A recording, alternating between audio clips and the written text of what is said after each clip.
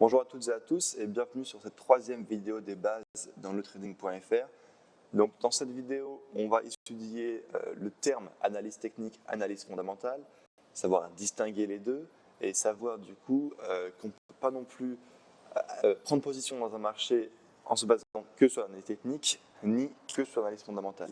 Les deux marchent ensemble, les deux sont entre guillemets pas corrélés, mais il faut vraiment avoir un œil sur chaque avant d'entrer en position, avant la prise de décision. Et c'est ce qu'on va voir dans ce chapitre. Donc, je vous conseille vraiment de prendre des notes. Ça va être vraiment indispensable pour ce chapitre, surtout pour les débutants. On va rentrer pas vraiment dans les détails, mais il y aura des termes assez complexes que vous n'avez peut-être pas l'habitude d'entendre, de voir. Si jamais vous voulez une vidéo un petit peu plus détaillée sur l'analyse fondamentale, je vous invite à nous le faire savoir par message privé. On verra ce qu'on peut faire. Peut-être vous envoyer directement un livre qu'on a écrit où on rentre un petit peu plus dans le détail ou carrément refaire une vidéo à ce propos qui ira un petit peu plus loin. Mais pour l'instant, on a essayé d'être un petit peu, pas subjectif, mais de rester un petit peu à la surface dans cette vidéo pour correspondre au bien commun. On pense aussi aux débutants qui n'ont jamais entendu parler de l'analyse fondamentale. On ne va pas non plus rentrer dans les détails tout de suite. Mais attention, il faut vraiment prendre des notes, être attentif sur cette vidéo, c'est vraiment important. Donc, on va voir en premier lieu l'analyse technique. L'analyse technique, c'est assez facile à comprendre. C'est en fait l'étude historique du mouvement des prix sur un graphique. Les traders s'en servent quotidiennement pour spéculer sur la direction future des cours, que ce soit à court terme ou à long terme. Donc, sur les marchés, que ce soit pour le Forex, donc les devises ou les indices, donc les indices, c'est tout ce qui est DAX, Dow Jones, Nikkei, SP500, on dit souvent que le marché a une mémoire. Il vous suffira de prendre n'importe quelle paire de devises pour vous en rendre compte. Choisissez une unité de temps longue, telle que le mensuel ou l'hebdomadaire, donc une bougie qui représente respectivement un mois ou une semaine, et observez les réactions de prix sur certains niveaux. Donc ça marche en fait pour toutes les unités de temps. C'est juste que si vous prenez une unité de temps longue, vous allez voir que dans le long terme, le marché des devises, du Forex, a une mémoire. Quand vous, par contre, vous regardez le marché sur les indices, tout ce qui est Dow Jones, l'indice américain spécialement, donc le Dow Jones, le SP500, vous allez voir que le marché est très haussier depuis plusieurs années. Donc là, on n'est vraiment pas en ligne droite, mais on est vraiment en tendance haussière poussée en long terme. Il y a vraiment de la place à la baisse pour un futur crash.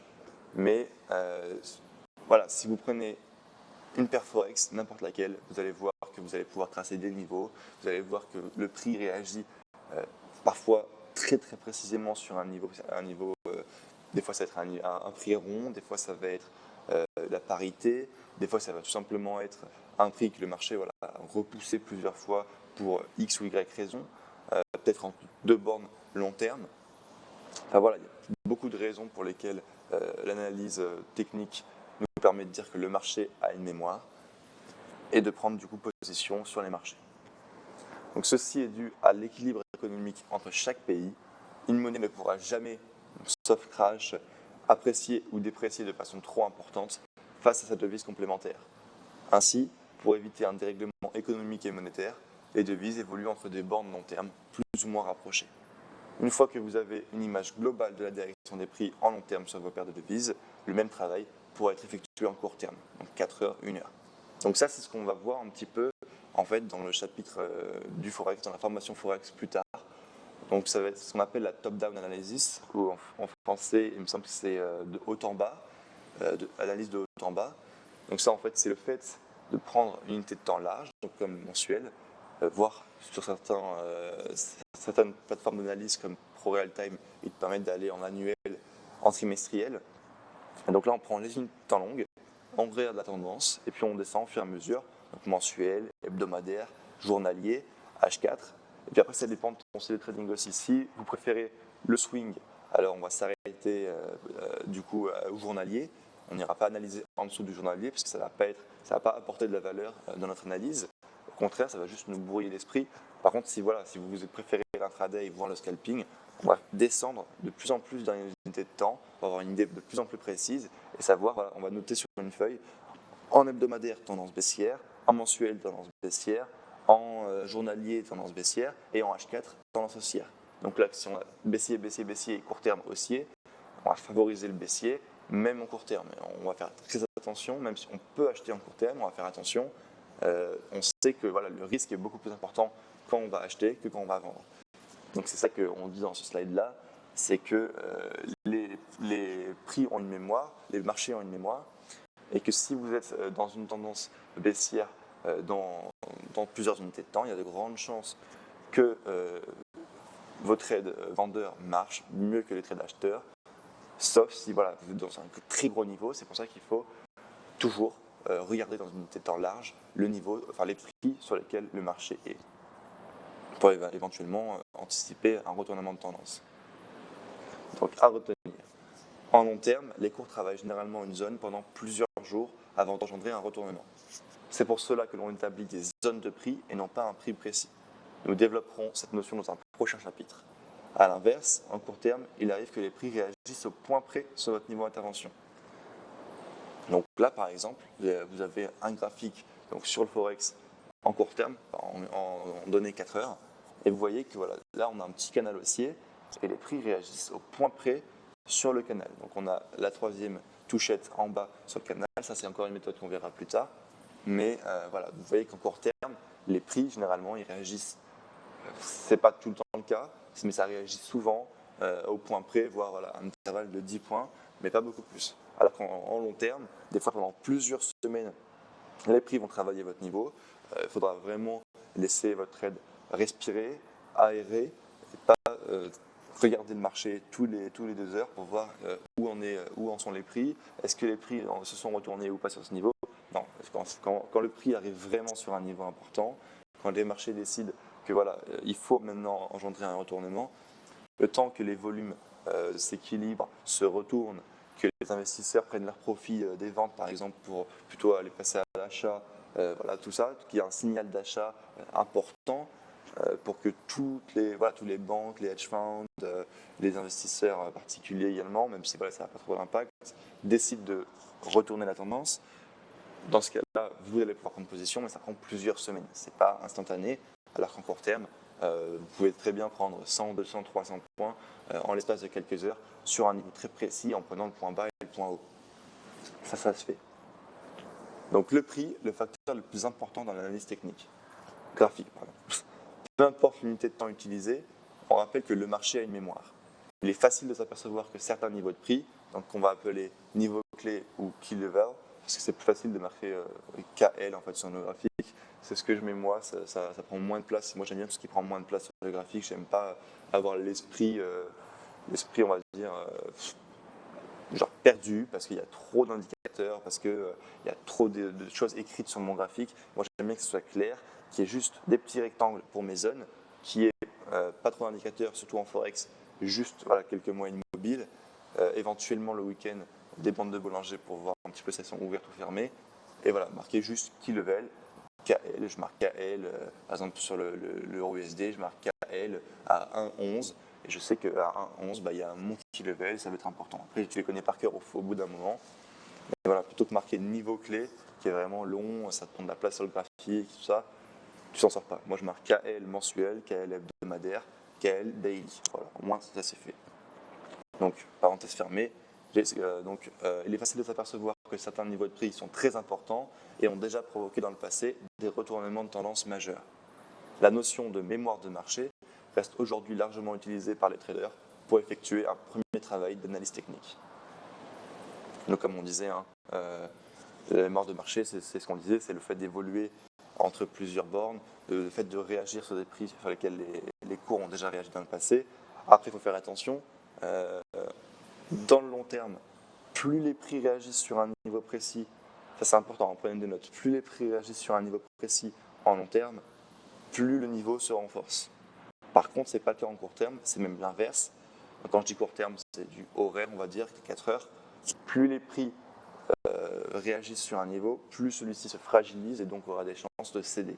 Donc, par exemple, si vous avez, que ce soit un niveau oblique ou un niveau horizontal, s'il réagit 3-4 fois, je vous conseille de ne pas reprendre un trade dessus, ou sinon de favoriser le sens de la tendance. Donc, par exemple, si vous avez un canal haussier, il réagit 3 fois en bas, 3 fois en haut, vous avez peut-être pris le risque d'acheter acheté en bas, bien que la tendance soit haussière, vous avez réussi de trade. Si vous avez réussi le trade, bon, au pire, vous prenez un stop loss sur le troisième, c'est pas dramatique. Mais voilà, si vous voulez maximiser votre efficacité, je vous conseille, au bout de 2 trades réalisés, vous allez juste préférer des ventes et anticiper la cassure de ce canal-là par le bas, donc dans le sens de la tendance. Mais voilà, de ne pas penser que le canal va, pendant une durée de temps illimitée, réagir. Non, plus le canal réagit en court terme, plus celui-ci se fragilise et a des chances de casser dans le sens de la tendance. Ce qui n'est pas le cas en long terme, je répète, plus les prix réagissent, plus le niveau se renforce. Donc en analyse fondamentale maintenant, c'est le deuxième point.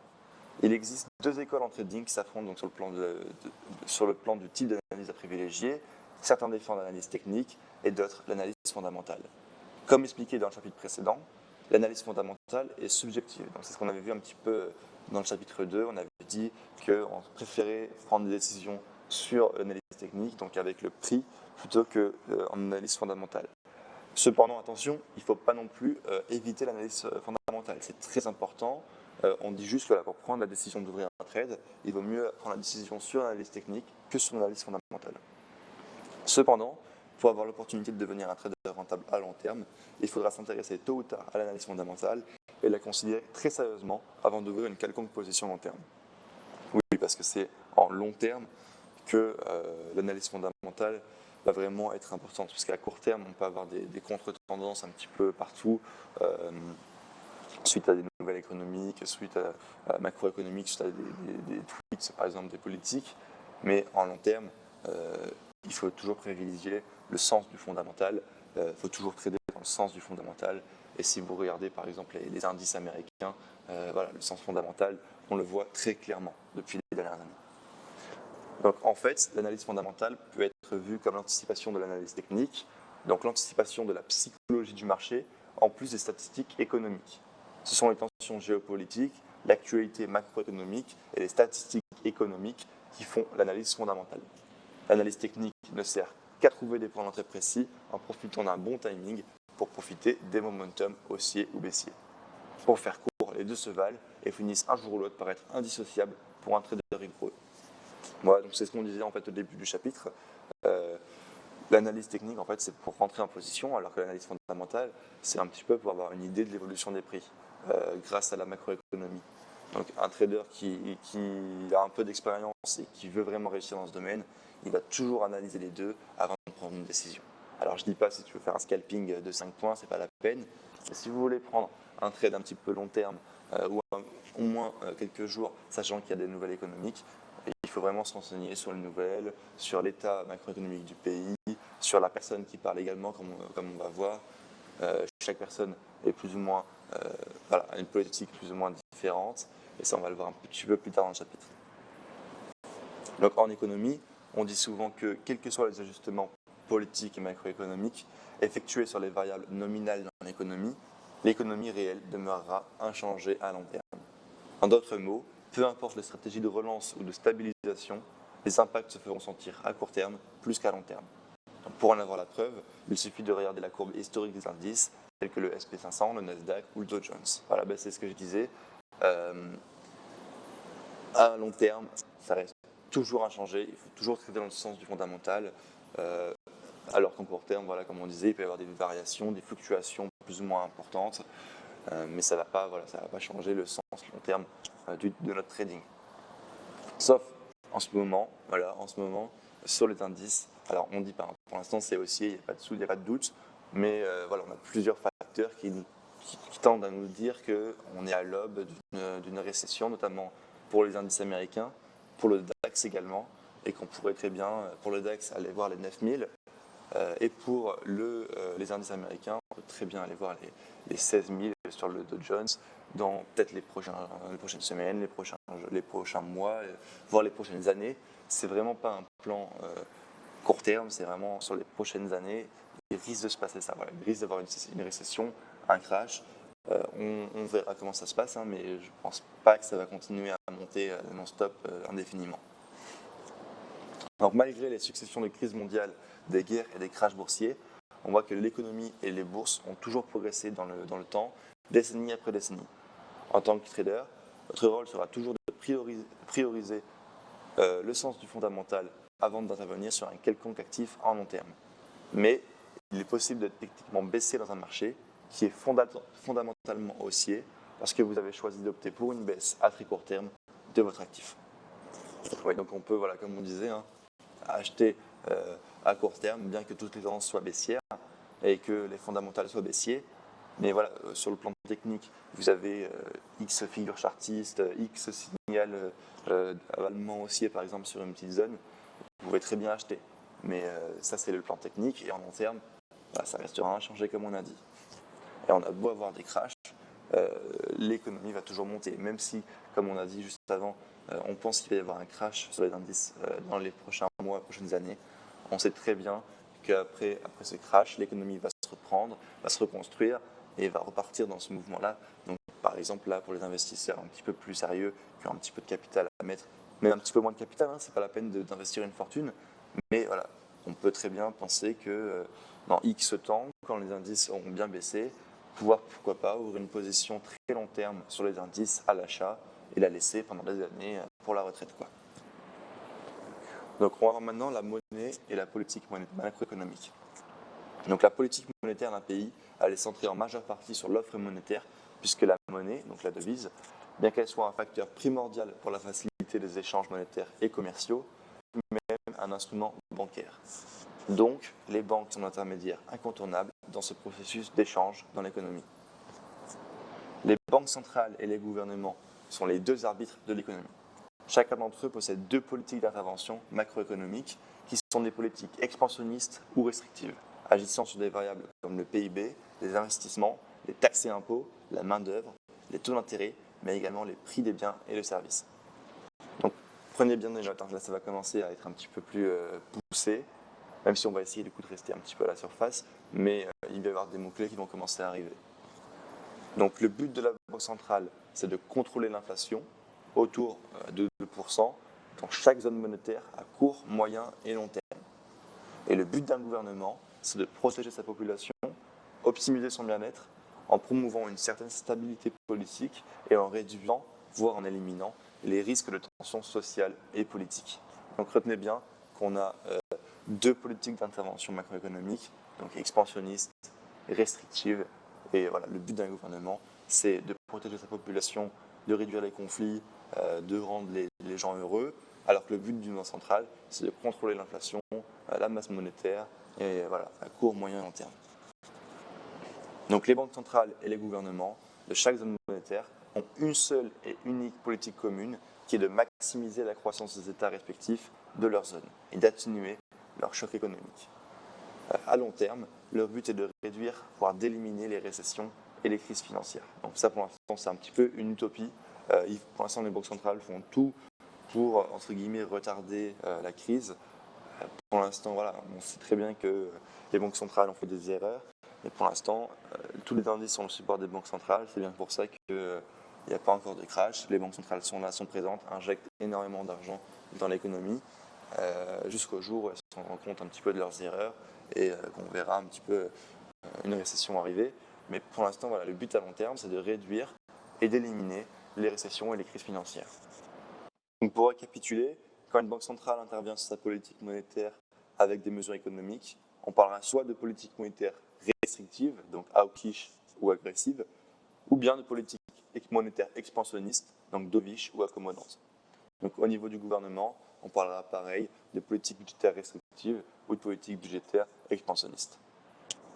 Donc au niveau des banques centrales, quand on va dire qu'une politique monétaire est restrictive, cela veut dire que la banque centrale juge la valeur de la monnaie basse. Elle va donc augmenter les taux d'intérêt, diminuer la quantité de masse monétaire. Cette mesure est établie pour contrôler l'inflation, puisque si la valeur de la monnaie elle est basse, les ménages ont tendance à dépenser beaucoup, vu que ça coûte moins cher, et la population va donc se débarrasser de la monnaie. Personne n'ira emprunter de l'argent parce que le coût de détenir de la monnaie et le coût d'emprunt il est trop élevé. Et donc du coup, dans ce scénario, les prêteurs sont avantagés, mais pas les emprunteurs. Donc on va avoir des gens qui vont vouloir prêter de l'argent, mais personne qui va vouloir en emprunter, parce que voilà, ça coûte beaucoup trop cher pour emprunter de l'argent. Et au niveau de la politique monétaire expansionniste, la Banque centrale, juste le niveau de la valeur de la monnaie élevé, Elle va donc baisser les taux d'intérêt et augmenter la quantité de masse monétaire. Donc cette mesure a pour but de contrôler la désinflation, puisque si la valeur de la monnaie elle est trop élevée, personne ne voudra acheter et prêter de l'argent. La plupart des gens voudront accumuler de l'argent à cause de sa valeur, et on ne pourra donc pas exporter nos produits, mais juste les importer. Donc ceci rendrait le pays moins compétitif et agirait par conséquent de façon négative sur la balance commerciale. Une dévaluation de la monnaie s'impose donc pour pouvoir la relancer l'économie. Dans ce scénario, les prêteurs ne sont pas enclins à faire crédit et cela avantage les emprunteurs qui, eux, aimeraient détenir de l'argent puisque le coût d'emprunt est abordable. Donc en fait, dans ce scénario-là, vu que le coût d'emprunt est abordable, tout le monde va emprunter, tout le monde va essayer de dépenser dans l'économie, sachant que les prêteurs, vu que les taux d'intérêt sont faibles, ils ne vont pas vouloir forcément prêter de l'argent, ça ne leur sert pas à grand-chose niveau investissement. Donc pour le gouvernement maintenant, quand on parle de politique budgétaire restrictive, le gouvernement de chaque État a besoin d'argent pour financer les travaux d'envergure publique, qui coûtent très cher, et pour équilibrer son budget. Il va donc adopter comme mesure l'augmentation des taxes et impôts pour obtenir plus de recettes fiscales, mais il va aussi couper massivement des postes dans la fonction publique et dans d'autres organismes gouvernementaux qu'il va juger comme non nécessaires pour son fonctionnement. Parce que du coup, voilà, comme on a dit, ça coûte très cher de financer les travaux publics et du coup, il faut bien trouver de l'argent quelque part. Et donc dans la politique budgétaire restrictive, c'est ça, c'est le gouvernement qui a besoin d'argent et qui cherche des financements. Donc l'impact sur les marchés boursiers sera que les émissions des bons du trésor public et des titres d'obligation, donc qui sont les garants de financement de ces projets entre les populations et les gouvernements, elles vont s'arrêter parce que les populations chercheront à épargner et à investir leur argent dans des actifs pour chercher du rendement afin de compenser leur manque qui va être dû du coup à l'augmentation des impôts et des taxes. Parce que vu qu'il y a plus de taxes, vu qu'il y a plus d'impôts, les gens ils vont devoir investir leur argent ailleurs. Généralement, on peut remarquer une corrélation négative entre les indices et les bons du trésor et obligations. C'est-à-dire que lorsque les indices progressent, les bons du trésor et obligations vont tendre à baisser. Dans chaque État, les populations sont les garants de leur gouvernement respectif. Donc, c'est ce qu'on disait juste avant.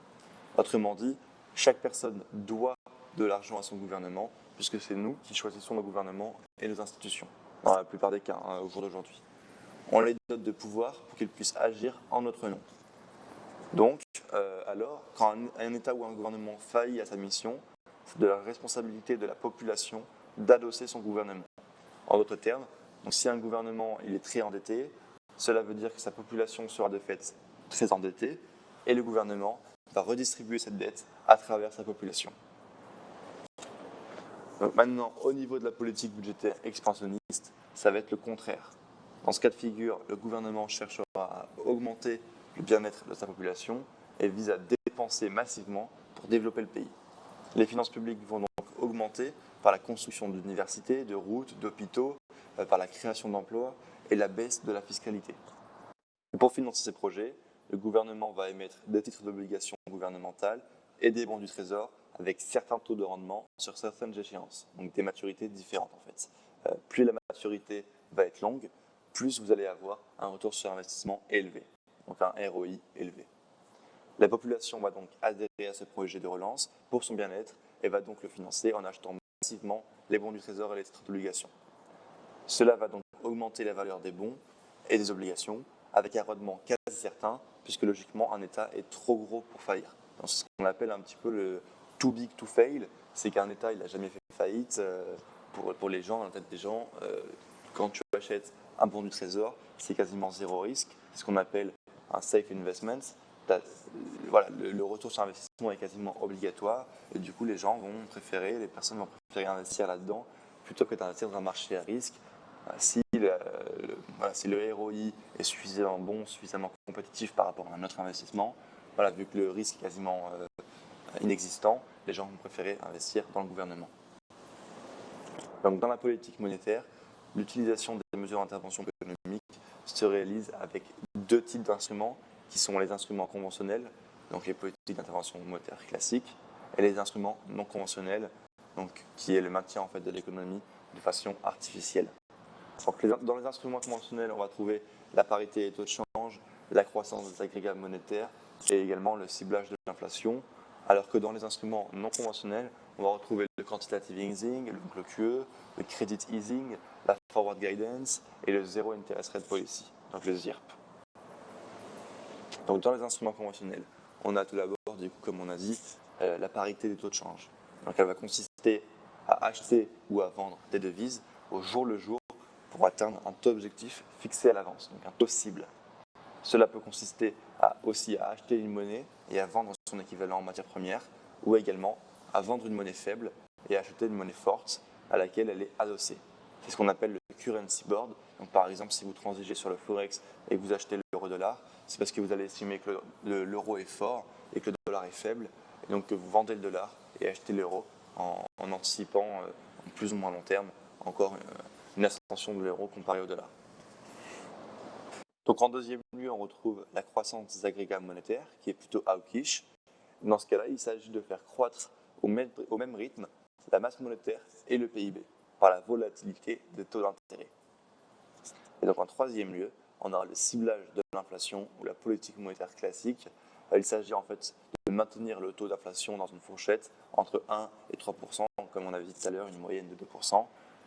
Depuis 1980, le Canada l'a adopté jusqu'à aujourd'hui. Donc maintenant, on va trouver les instruments non conventionnels.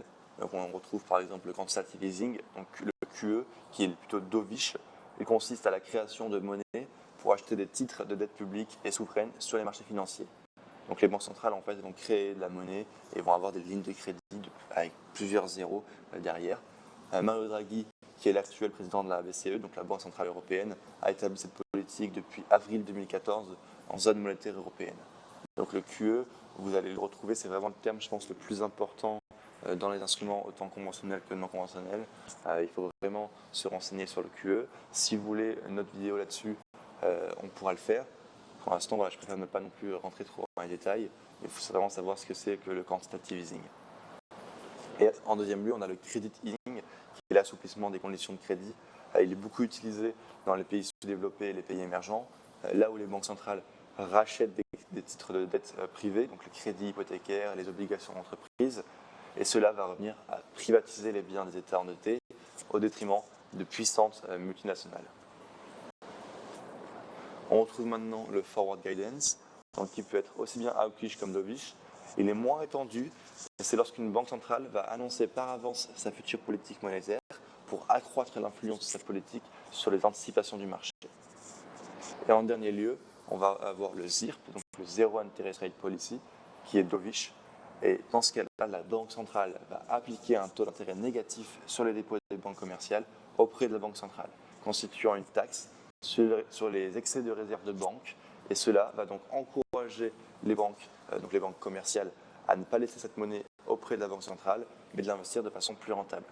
Parce qu'un taux d'intérêt négatif, en fait, c'est une taxe. Donc si les taux d'intérêt deviennent négatifs pour les banques commerciales, elles ne peuvent plus déposer, on va dire, de façon safe, de façon sûre, leur argent sur la banque centrale, mais elles préfèrent du coup investir leur argent ailleurs. Donc cette mesure a été utilisée par le Japon depuis les années 1990, suite à son sévère choc économique qu'elle a subi après la récession. Donc maintenant, on va voir un petit peu la courbe de Phillips. Il existe une relation entre le chômage et le taux d'inflation, ce qu'on appelle la courbe de Phillips. Celle-ci démontre clairement que lorsque le taux de chômage dans un pays augmente, le gouvernement adopte une politique budgétaire expansionniste et la Banque centrale a tendance à mener une politique accommodante, donc dovish. Ces actions permettent aux entreprises de créer des emplois, augmenter les salaires, donc en fonction de la diminution de leur coût de production, pour relancer l'économie. A l'inverse, si l'économie elle est prospère et que le taux de chômage est faible, le gouvernement optera pour une politique budgétaire restrictive et la Banque centrale pour une politique agressive, donc hawkish, de sorte à augmenter le taux d'intérêt et en parallèle contrôler l'inflation. En un mot, donc l'inflation et le chômage sont intimement liés par le taux d'intérêt. Quand l'inflation monte, le chômage va tendre à baisser et vice-versa. Donc, ce qu'il faut vraiment retenir là-dedans, en fait, c'est ça. C'est que quand l'inflation monte, le chômage tend à baisser. Depuis la récente crise aux USA, donc aux États-Unis, en 2008-2009, la Réserve fédérale américaine, ce qui est donc la Fed, n'a pas augmenté ses taux d'intérêt pour favoriser l'inflation qui a soutenu la reprise de la croissance. Aujourd'hui, donc après 10 ans, la Fed connaît un retard dans sa politique macroéconomique, donc cela laisse à présager que nous sommes peut-être, encore une fois, ce qu'on disait au début du chapitre, à l'aube d'une bulle qui découlera forcément par une nouvelle crise financière. Donc connaître les membres influents de la Fed, c'est un détail très important qui va permettre d'anticiper un scénario dovish comme un hawkish si l'on sait au cours d'une journée quel membre de la Fed va effectuer une déclaration sur la politique monétaire. Donc il faut savoir que le Congrès des États-Unis il a défini 3 objectifs de politique monétaire dans le Federal Reserve Act, donc le plein d'emploi, la stabilité des prix et les taux d'intérêt à long terme modérés. Donc les deux premiers, le plein d'emploi et stabilité des prix, sont souvent appelés le double objectif de la Fed. En plus de la politique monétaire, la Fed elle est maintenant chargée de superviser et de réguler le système bancaire et de maintenir la stabilité du système financier. Donc, au sein de la Federal Reserve, on va trouver un conseil des gouverneurs, Jérôme Powell c'est le président depuis 2018, le Federal Open Market Committee, donc le FOMC, 12 banques régionales qui sont les Federal Reserve Banks, des banques membres et plusieurs conseils consultatifs. Le FOMC est le comité responsable de la politique monétaire de la Fed. Il se compose de 7 membres du bureau des gouverneurs et de 12 présidents des banques régionales. Donc, par contre, sur les 12, on a seulement 5 qui ont le droit de vote, donc 5 qui ont une influence dans le FOMC.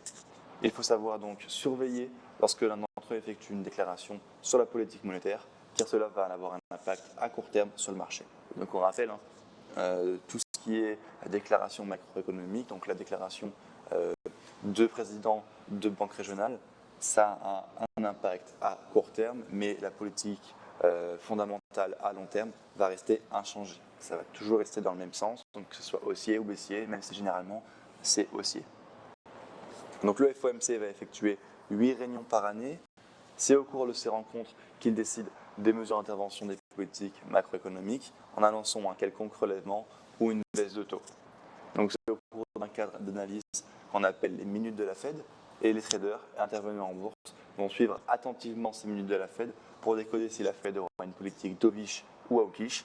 Et encore une fois, il y a de grandes chances que les effets à court terme se fassent ressentir sur le marché.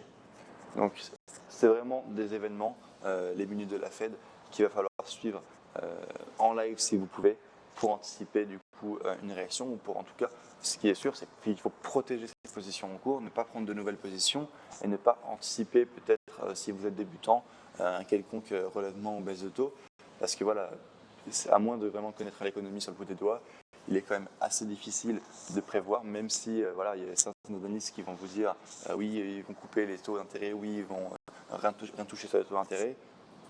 Il vaut mieux écouter un petit peu son instinct, rester entre guillemets sécurisé et juste mettre ses positions à break-even, donc ne pas risquer le diable.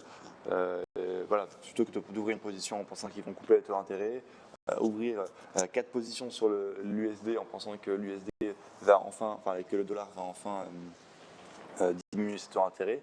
Mais voilà, il ne faut vraiment rien prévoir en fondamental, il faut plus se sécuriser plutôt que d'anticiper, sinon on ne devient pas non plus, on rentre dans la case spéculateur, on rentre dans la case gambler, donc ça ne devient plus du trading, en fait ça devient juste du pari, quoi.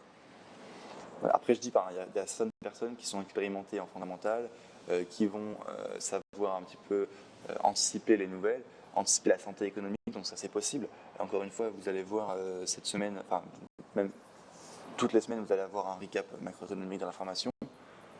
Vous allez avoir François qui va vous donner un petit peu son sentiment fondamental sur tout ce qui peut se passer au cours de la semaine.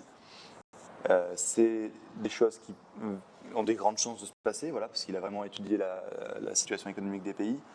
Mais ne vous basez pas uniquement pour ça pour prendre une décision sur votre trade.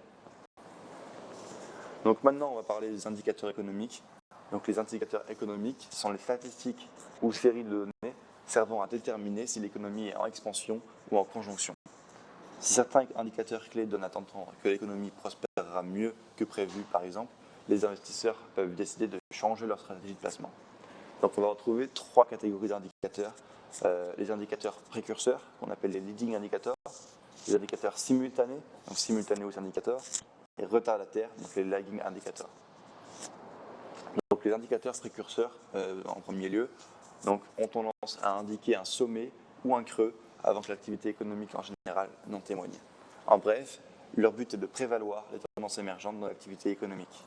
Ce sont les indicateurs les plus utiles et les plus utilisés puisqu'ils permettent de prévoir les revirements en indiquant ce que les entreprises et les consommateurs ont déjà commencé à produire et à dépenser.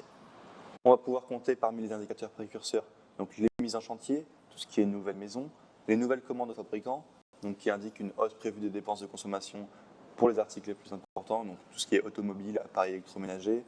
On aura également les prix des marchandises qui vont refléter la hausse ou la baisse de la demande des matières premières, la moyenne hebdomadaire des heures de travail, qui vont démontrer un rapport de production éventuel et permettre de prévoir l'évolution de l'emploi. Et également, en dernier lieu, on va pouvoir retrouver les cours des actions qui rendent compte de l'évolution des bénéfices futurs des entreprises. Donc, au niveau des indicateurs simultanés, on va voir que c'est maintenant ceux qui varient à peu près en temps réel dans la même direction que l'économie, en nous informant de l'état actuel de l'économie. On peut compter parmi les indicateurs simultanés le revenu personnel, le PIB, la production industrielle, ainsi que les ventes au détail. Les indicateurs simultanés ont diagnostiqué de façon factuelle l'économie actuelle. Ils sont très appréciés par les traders. Il s'agit de la deuxième étape dans l'analyse fondamentale des chiffres économiques et donne la tendance mensuelle, voire trimestrielle à venir. Et maintenant, en dernier lieu, les indicateurs retardataires sont ceux dont le changement se produit après celui de l'ensemble de l'économie. Ces indicateurs confirment et justifient le changement économique.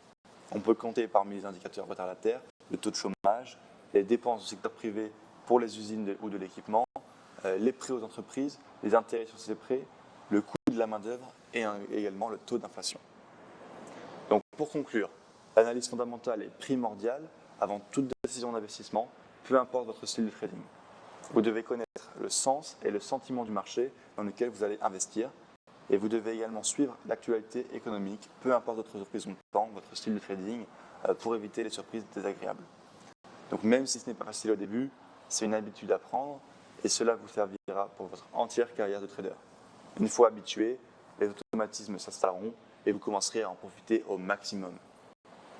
Donc voilà, c'est tout pour ce chapitre sur l'analyse fondamentale et l'analyse technique.